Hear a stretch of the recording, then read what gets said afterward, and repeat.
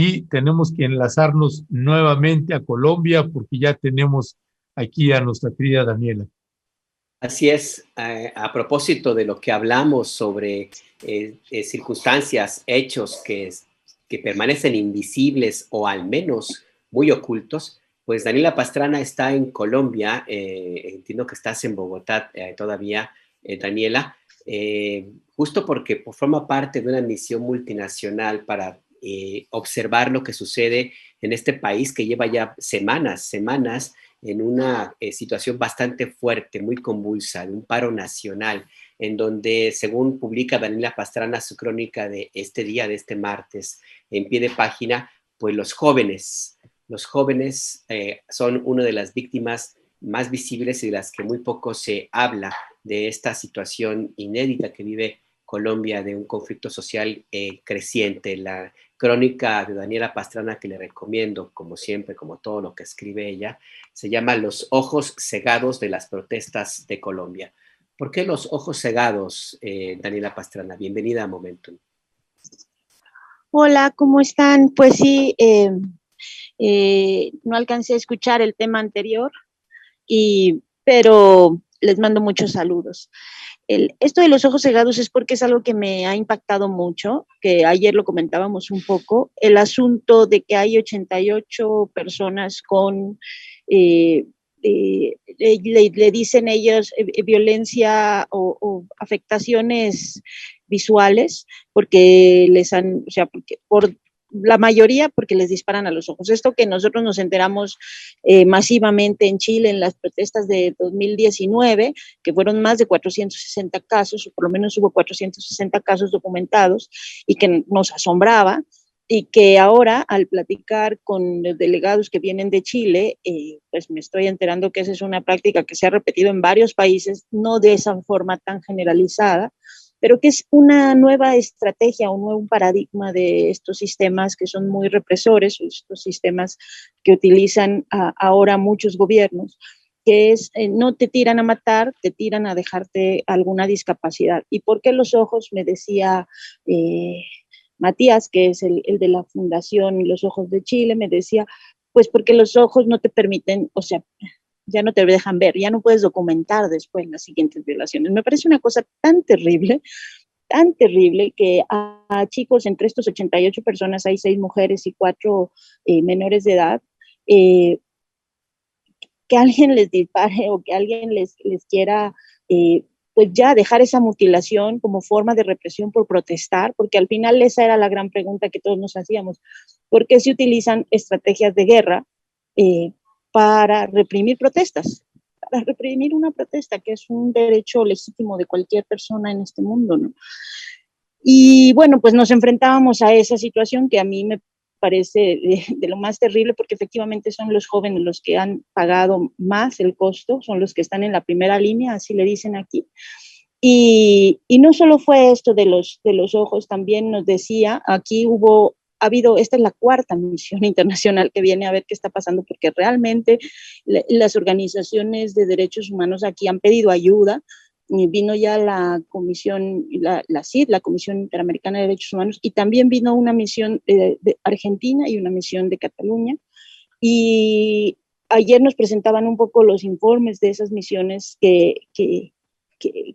bueno, digamos que los avances que tienen ya esos informes para ver qué faltaba completar o en qué hay que abundar de parte de esta misión que viene, que es mucho más grande.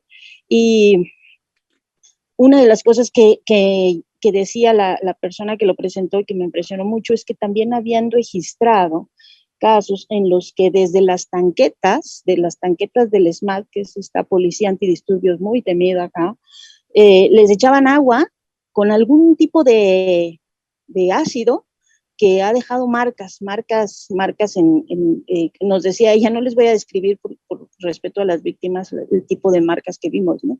Pero esa es una de las cosas que uno dice, ¿qué niveles de perversión hay en estos grupos, en estos escuadrones policíacos que te permiten dispararle a los ojos para no matar, sino invalidar, y echar chorros de agua con ácido también, para dejar esas marcas, ¿no? Y esas marcas sobre jóvenes que están protestando.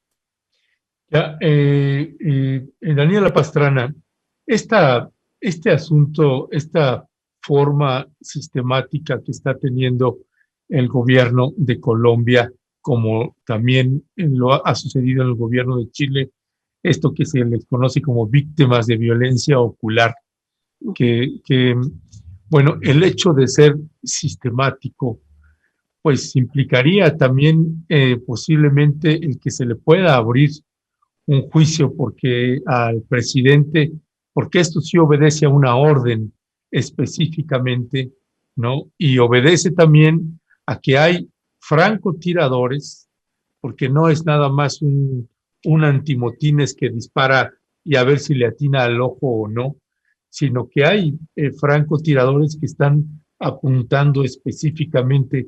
Algo se había hablado sobre eso también en Chile, pero ahora que lo estamos viendo en Colombia, que lo estás verificando y ratificando ahí en Colombia, no sé si se ha hablado en las reuniones que han tenido Daniela sobre este tema, porque creo que habría que fincar ahí ya responsabilidades pues a la máxima autoridad del país, ¿no? Sí, claro, el objetivo de las misiones, de hecho, es buscar ciertos casos también emblemáticos que puedan llevarse a la jurisdicción internacional, porque son esos, pero también hay registros de personas que no solo por las lesiones oculares, sino también por los propios asesinatos que ha habido, en los que los testigos te dicen, pues yo estábamos ahí y de pronto le vi que tenía como una señal, así como cuando te dejan alguna lucecita verde, roja, y de pronto pues ya estaba caído la persona con la que iba y muerto, ¿no? O sea, ese tipo de situaciones se han visto, se han testificado y se han registrado acá, incluso ha habido testimonios que se publican en redes sociales y ese es un tipo de cosas que sí han estado buscando estas misiones para llevarlas ante la jurisdicción internacional, o sea, sí hacer algún tipo de litigio porque son cosas gravísimas y son cosas que de pronto uno dice, no se pueden normalizar, no es posible que en el siglo XXI sigan pasando estas cosas en gobiernos que además pues andan por la vida con fachadas de democracia, ¿no? Porque la vida más o menos sigue normal, porque los bancos abren, un poco lo que nosotros vimos en México durante que empezó acá con el gobierno del presidente Felipe Calderón, ¿no? Y que pues que la vida más o menos sigue su normalidad, las escuelas siguen y entonces la gente va normalizando que ocurran estas cosas, que ocurran estas masacres, que ocurran estos ataques. Y entonces andan por la vida con la fachada de la democracia cuando son regímenes muy, muy, muy, muy represores y muy autoritarios. Yo hoy les comentaba en el chat de pie de página, uno está aquí y abre los ojos y dices, extraño al presidente López Obrador y más cuando ves que le puede alguien hacer una pregunta al jefe de la defensa, al secretario Crescencio Sandoval sobre su participación en Allende y puede contestar abiertamente. Nosotros podemos cuestionar si sí, si no, si estuvo bien, pero ese tipo de cosas, de verdad, hoy se las mostraba aquí a los otros compañeros de todas las misiones, pues que si no lo ven, no lo creen, ¿no? O sea, nadie puede creer en un país como Colombia, en un país como Chile y en otros que están participando aquí, que ese tipo de cosas puedan ocurrir. Y entonces, porque sí, son cosas lo que estamos viendo aquí de unos niveles de represión que realmente sorprenden y sorprende que además podamos seguir siempre normales pensando que son países que viven en una democracia, ¿no? La normalización de la violencia es un término que hemos platicado mucho, Daniela, no solamente en pie de página, sino también aquí en Momentum, y que tiene que ver con esa idea, lo que tú planteabas, justamente esa distancia que de pronto se suele poner hacia acontecimientos como la decisión de discapacitar, de agredir a los manifestantes, especialmente los jóvenes, algo que en tu texto señalas muy atinadamente como el derecho, así entre comillas, a discapacitar porque desde la estructura de los gobiernos o de los estados se considera que el causar una lesión permanente es más humanitario que matar a esa persona, que asesinarla. Es una aberración tremenda, pero que no solamente ocurre en Colombia, ocurrió también en el conflicto entre Israel y Palestina, ha ocurrido en otros sitios también en Europa y en América Latina, y de una u otra forma corresponde a un modelo de un cierto patrón de gobernantes que están muy dados hacia inclinarse hacia la represión como una forma de legitimarse, como de hacerse sentir que ellos son la autoridad. Y lo digo porque, en Colombia tienen a Álvaro Uribe, que es el gurú de un impresentable sujeto que metió a este país en un baño de sangre del cual no salimos, que se llama Felipe del Sagrado Corazón de Jesús Calderón Hinojosa. Son la misma línea, es la misma historia. Y desgraciadamente en América Latina esto también existe, y ahí está Daniela Pastrana. ¿Cuál es la visión que se tiene en Colombia ahora mismo con lo que sucede en otros países? No sé si se tenga entre la gente de a pie esa idea de que lo que ahí ocurre sucede en Chile, en Argentina y desgraciadamente en México. Daniela. Mira, no te puedo contestar esa pregunta porque hasta ahora llevo 2 días en reuniones y no he podido salir a ver a la gente de a pie. Ya mañana temprano voy a irme a las regiones y voy a recorrer todo lo que pueda a pie porque es además un país muy lindo y con gente muy linda. Pero no he podido, hemos estado realmente con una agenda súper intensa, un poco para entender, ¿no? Para entender muchas cosas. Hemos tenido reuniones ayer todo el día con dirigentes de organizaciones campesinas, rurales, de mujeres, del movimiento de mujeres, de los jóvenes, de los ambientalistas. Hemos tenido 2 días intensísimos como para entender los contextos generales. Hoy mismo hay reuniones con líderes de las iglesias, con funcionarios del gobierno, con las fiscalías, con la Defensoría del Pueblo, que por lo visto pues sí tienen un saldo muy grande porque no han hecho absolutamente nada para detener estas cosas.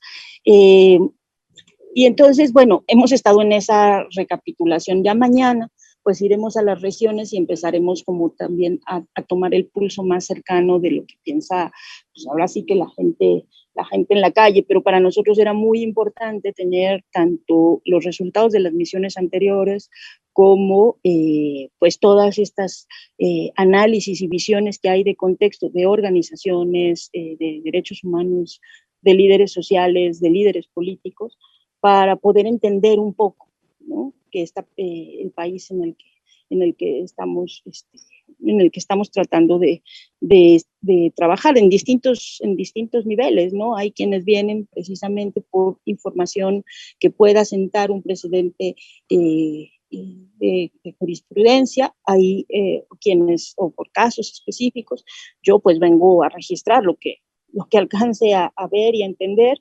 Hay quienes vienen también a hacer como un poco investigación más académica, antropológica, entonces, y hay quienes vienen a hacer registro, ¿no? A apoyar también a la documentación de casos. Entonces, pues eso te lo podré contestar mañana ya que esté en algún otro lugar y que pueda salir. He estado muy metida en reuniones y reuniones y reuniones hasta las muy altas horas de la noche. Vale, ok. Así quedamos. Pues gracias, Daniela. Pues, y se entiende además, primero es la documentación, levantar los testimonios y saber después, una vez que tienes esos elementos, pues en este tipo de delegaciones, después se sale a campo precisamente a verificar y a constatar parte de estas denuncias. Afortunadamente hay organizaciones en Colombia que están pues organizando y coordinando estos encuentros que están teniendo Daniela y un grupo de delegados y delegadas que vienen de distintas geografías del planeta, tanto de Europa como de América. Y retomando esto que están viviendo allá, ¿dónde está este abogado presidente de Colombia, Iván Duque Márquez? ¿Qué declaraciones está haciendo? ¿Cuándo fue la última vez que salió a cuadro a enviar un mensaje? Ahora sí que, ¿y dónde está el piloto? ¿Y dónde está el piloto Daniela Pastrana? Esa es la pregunta que yo también hice, porque no lo hemos visto, o sea, no lo hemos visto públicamente, pues bueno, ayer fue día feriado, el domingo pues fue domingo, pero justo yo les preguntaba, porque es muy curioso, porque todo el mundo habla no sé, la marcha que hubo, el actor tal y el actor tal, y de pronto decíamos, bueno, yo le decía, bueno, ¿y Duque? ¿No? Y entonces así, bueno, porque la imagen que tiene, o sea, a Duque se le ubica como, pues como el uribista, ¿no? O sea, en realidad el personaje acá es Álvaro Uribe. Y el uribismo permanente, constante, creciente,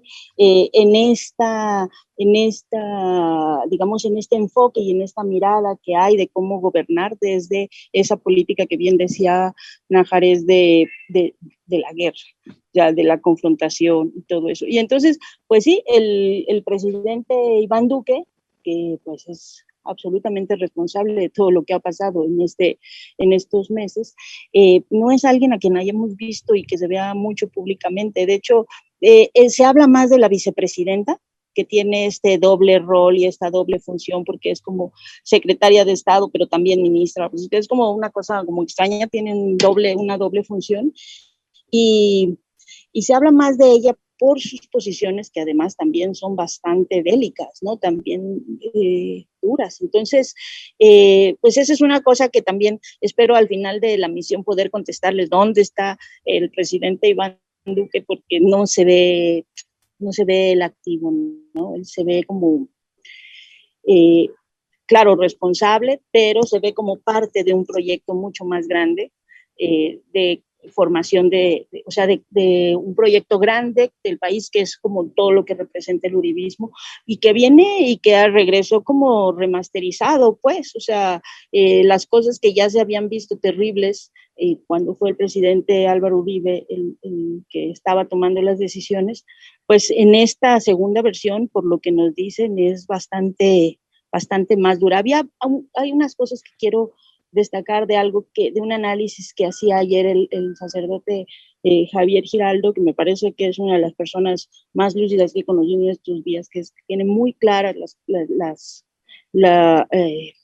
como las claves para entender algo que también nos ha quedado claro, no es espontáneo, o sea, esta violencia tan fuerte que hay sobre la población es algo que ya lleva años, muchos años, y que de pronto fue el caldo de cultivo, la pandemia y digamos que la crisis que generó la pandemia, la crisis económica, lo que detonó pues algo que ya ha ocurrido muchas veces aquí en Colombia, y que decía él que había varias claves, ¿no? Y que quizá yo ayer una de las preocupaciones que más me dejó, que era, uno, la participación de las empresas, el rol de un sector empresarial activo, directo en la presión para estas represiones que ha habido, la criminalización y estigmatización de los movimientos, la deslegitimación de las luchas, la negación del gobierno de que ocurran cosas atroces y una enorme manipulación mediática, ¿no? Que pues allá en México cada quien saque sus conclusiones de qué cosas le puede parecer que hay actores que son similares, ¿no?, a lo que está pasando en otros lugares de la región. Es que hay una coincidencia ideológica, pero sobre todo de intereses a defender por parte de algunos sectores de las distintas sociedades, particularmente los sectores privilegiados, que se parecen muchísimo en casi todo el mundo. Así es que pues nada, pues esperamos entonces tu siguiente reporte, tu siguiente despacho, para utilizar un término muy de los años 80, mi querida Daniela Pastrana. Gracias por estar en Momentum y mucha suerte. Te mandan saludos en la audiencia, te piden que te cuides. Sí, pues muchas gracias a ustedes y esperemos que ya para la siguiente ya les pueda contar qué dicen los ciudadanos de a pie, porque a mí ya me urge ir a platicar con la gente. Ya es una de las cosas que ya es muy bien, pero son muchas horas de reuniones y ya espero que para la siguiente ya les pueda contar algo más de la gente en la calle. Un fuerte abrazo, Daniela. Cuídate mucho, por favor. Hasta luego. Abrazos. Hasta luego. Chao, chao. Hasta luego.